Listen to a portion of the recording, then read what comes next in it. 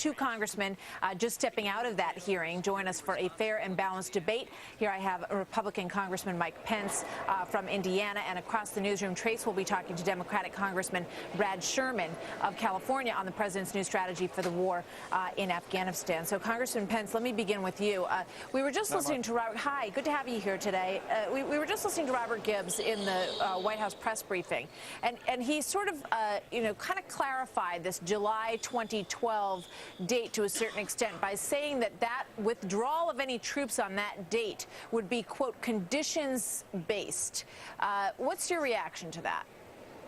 Well, my reaction is, first, I think House Republicans welcome the president's request for reinforcements. He essentially is embracing the type of surge strategy that succeeded in 2007 and 2008 in Iraq, and we welcome the call for reinforcements. But the issue you point to, Martha, is very problematic.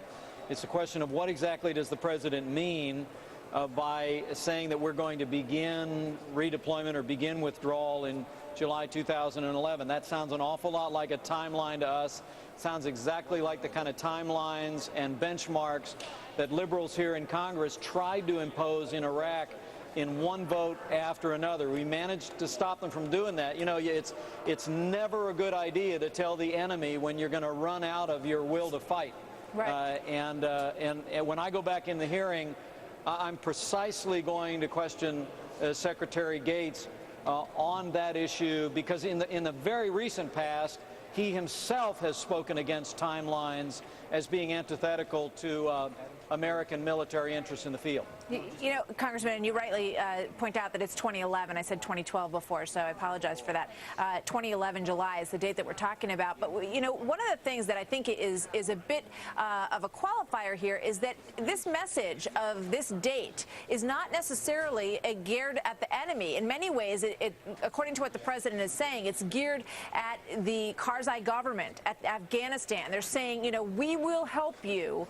We'll give you everything we've got, our best and our brightest, until this date, but you have to be with us. You have to also be putting your best and brightest out there on your side in order to get us to maintain this commitment. Do you agree that that is an important element of this, their commitment? Oh, I don't think there's any question that continuing to help the Karzai government stand up that internal security forces, from domestic law enforcement to military security, is absolutely vital to the mission. But I think we learned the hard way in Iraq that mixed messages simply embolden the enemy. I mean, the reality is that when President Bush went before the country in 2007 and said, I am appointing a new general named David Petraeus, I am surging forces into Iraq, and we are in it to win it, it not only changed the military situation on the ground in the next 6 months, it changed very much the mindset on the people on the ground. We saw what became known as the Sunni awakening occur as the people of Iraq said, okay, well, the United States isn't going to wave the white flag and leave at some artificial date. They're here to finish it, so we're going to come alongside and help them do that. All right.